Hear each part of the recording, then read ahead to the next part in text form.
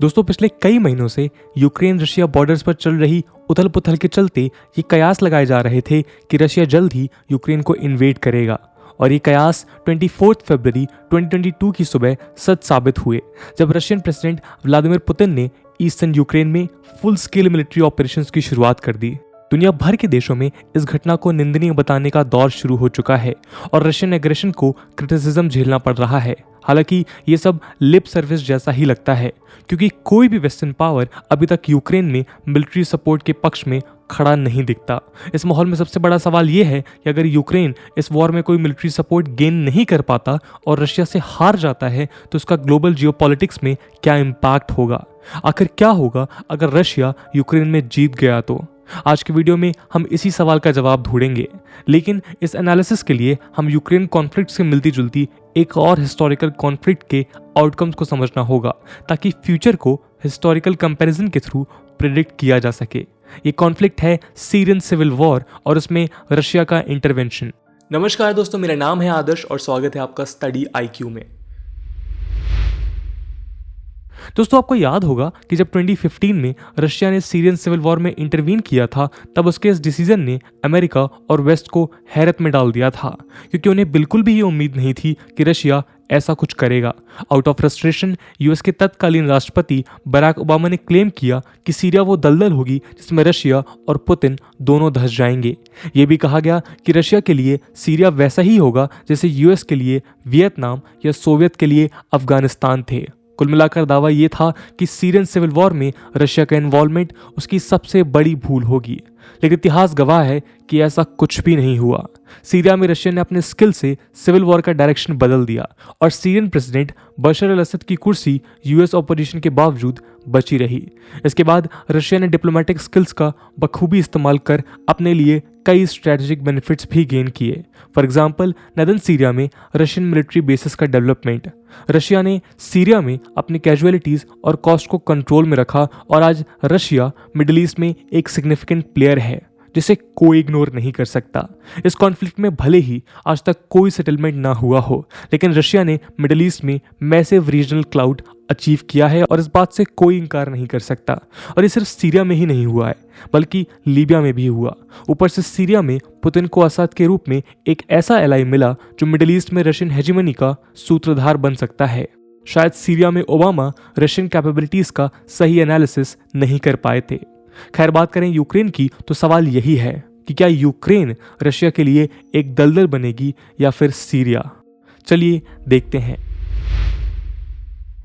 दोस्तों एक पॉसिबिलिटी ये है कि रशिया के लिए यूक्रेन को जीत पाना आसान नहीं है और इसलिए यूक्रेन में इन्वेजन रशिया की एक बड़ी भूल साबित होगी। फरवरी 11 को British minister of state for Europe James Cleverly का तो यही मानना है कि यूक्रेन रशिया के लिए दलदल होगा। एक रैशनल कॉस्ट बेनिफिट एनालिसिस करें तो यही समझ आता है कि यूक्रेन में एक फुल स्केल वॉर रशिया के लिए काफ़ी नुकसानदायक होगा और रशिया को इसमें काफ़ी कुछ गंवाना पड़ेगा। कुछ स्कॉलर्स का दावा है कि इस बैटल से रशियन एलीट्स और ओलिगार्क्स में पुतिन का सपोर्ट सबसे कमजोर पड़ेगा क्योंकि वेस्टर्न इकोनॉमिक सैंक्शंस इन एलिट्स के लिए नुकसानदायक हैं। इसके अलावा रशियन मासेस में भी पुतिन के प्रति सपोर्ट कम हो सकता है क्योंकि वॉर लेड इकोनॉमिक क्राइसिस कई तरीके के डे टू डे प्रॉब्लम्स जैसे कि इन्फ्लेशन इत्यादि को जन्म देगी। ऊपर से अगर नेटो इस वॉर में इनडायरेक्टली और प्रॉक्सी वॉर के थ्रू भी शामिल हुआ तो ये रशिया को दशकों का हेडेक देगा क्योंकि प्रॉक्सी वॉर से यूक्रेनियन रेजिस्टेंस सस्टेन होगा जिसे खत्म करने में रशिया को मैसिव मैन और मटेरियल का लॉस हो सकता है। गुरिल्ला वॉरफेयर ने जिस तरह यूएस को वियतनाम में दशकों तक परेशान किया था वैसा ही कुछ यूक्रेन में रशिया को झेलना पड़ सकता है। खैर, अभी समझते हैं कि अगर रशिया यूक्रेन में जीत गया तो उसका इम्पैक्ट क्या होगा।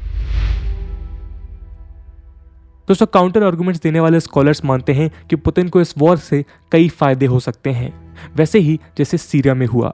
अगर रशिया यूक्रेन में जीत जाता है तो ग्लोबल जियोपॉलिटिक्स एक नया टर्न लेगी, ऐसी उम्मीद है।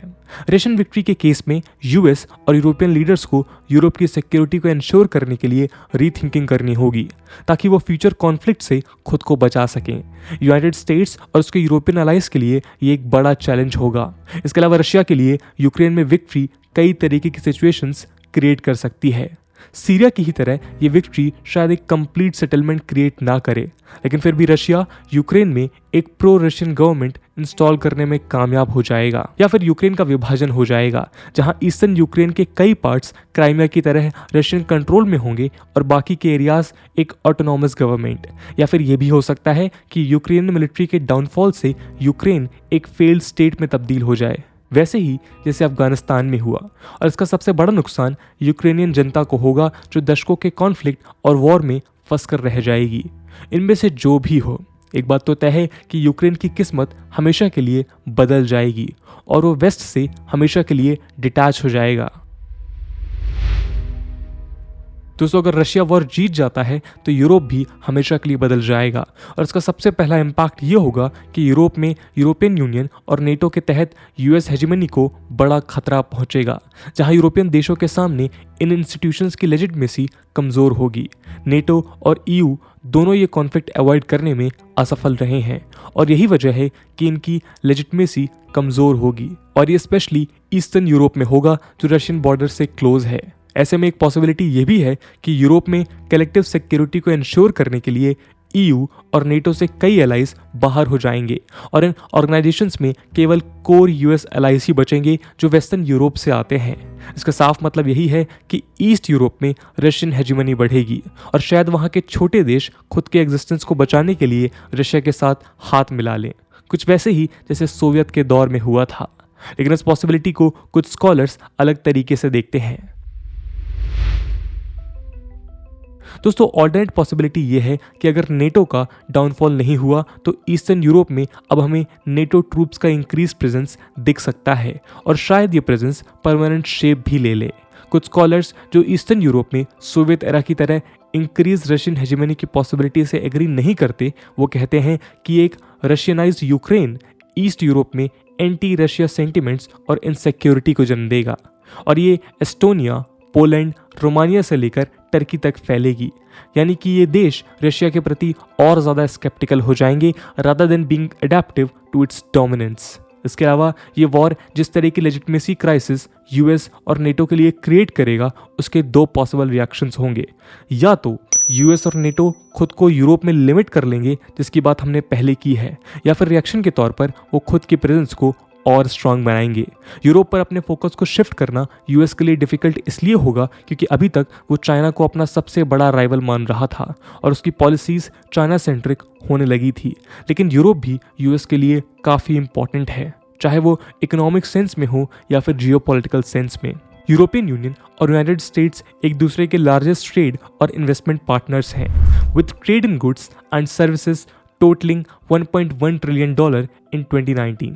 इसके अलावा एक well functioning peaceful Europe American foreign policy में क्लाइमेट चेंज से लेकर चाइना और रशिया को काउंटर करने तक के लिए बेहद ज़रूरी है। अगर यूरोप डिस्टेबलाइज हो गया तो दशकों से बना यूएस अलायंस सिस्टम ब्रेक हो जाएगा और यूएस अकेला पड़ जाएगा। इसलिए स्कॉलर्स कहते हैं कि यूएस खुद को यूरोप ओरिएंटेड बनाएगा और ऐसे में नेटो, जो रशिया के सामने इकलौता चैलेंज है, उसे स्ट्रांग होना पड़ेगा। इसीलिए यूक्रेन में रशियन विक्ट्री नेटो को रिवाइव करेगी। जी हाँ, और ये रिसर्जेंस एक डिफेंसिव मिलिट्री अलायंस जैसा होगा जिसके लिए उसकी स्थापना हुई थी। इसके अलावा नेटो में यूरोपियन देशों का इन्वॉल्वमेंट तो बढ़ेगा ही, साथ में हर देश खुद की मिलिट्री स्पेंडिंग भी इंक्रीज करने लगेगा। टर्की का एंगल भी यहाँ इंपॉर्टेंट है, जो नेटो मेंबर होने के बावजूद काफ़ी समय से यूएस के साथ कॉन्फ्लिक्ट में रहा है।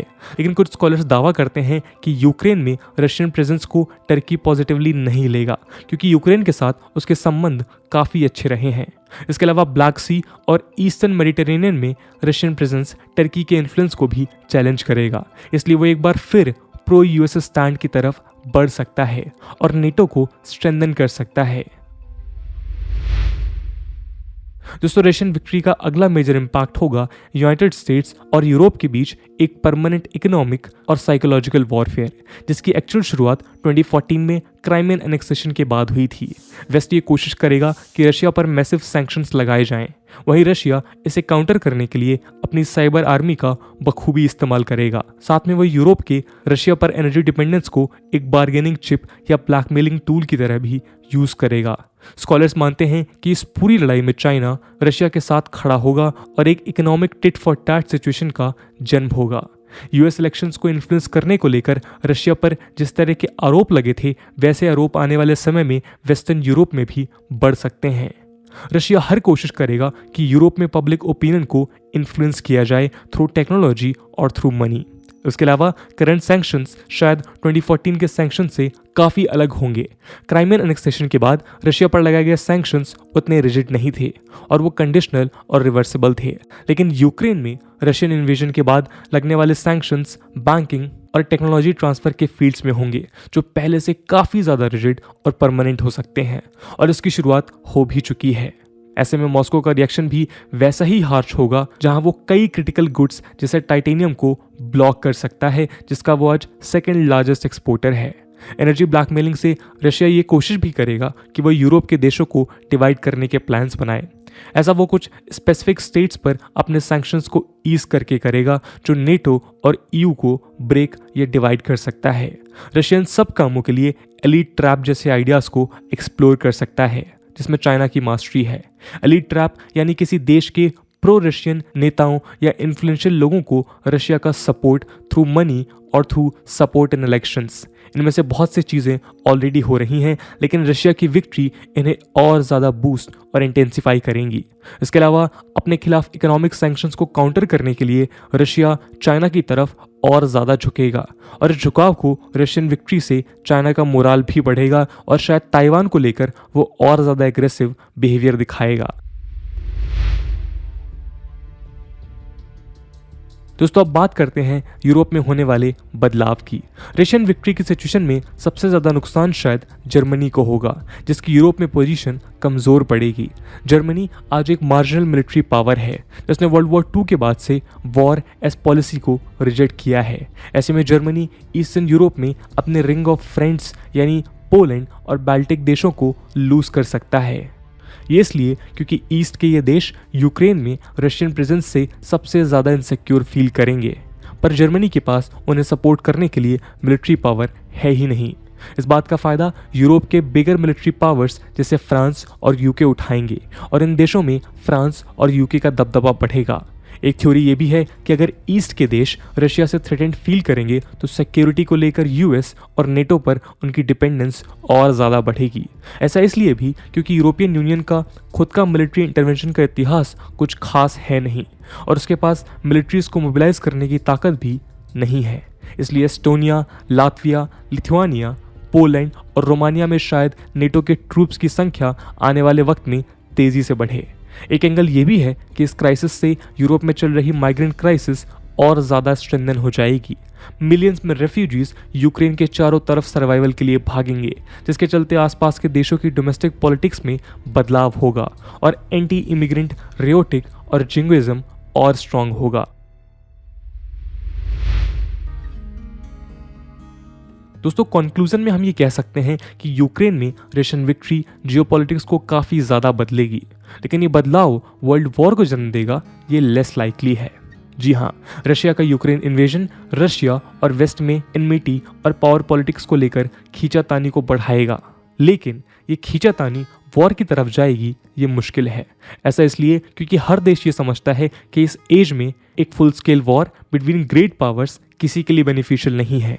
एट बेस्ट एशिया से लेकर यूरोप और अफ्रीका तक साइबर वॉरफेयर से लेकर प्रॉक्सी वॉर्स की संख्या बढ़ेगी, लेकिन इस थ्रेशोल्ड को क्रॉस करने की बेवकूफ़ी शायद ही कोई देश करेगा। दोस्तों, इस पूरे एनालिसिस को लेकर आपका क्या ओपिनियन है, कमेंट सेक्शन में ज़रूर बताइएगा। आज की वीडियो के लिए इतना ही। आई होप आपको वीडियो पसंद आई होगी, और अगर पसंद आई है तो अपने दोस्तों के साथ शेयर करना मत भूलिएगा। हम मिलते हैं अगले वीडियो में, तब तक के लिए जय हिंद, जय भारत।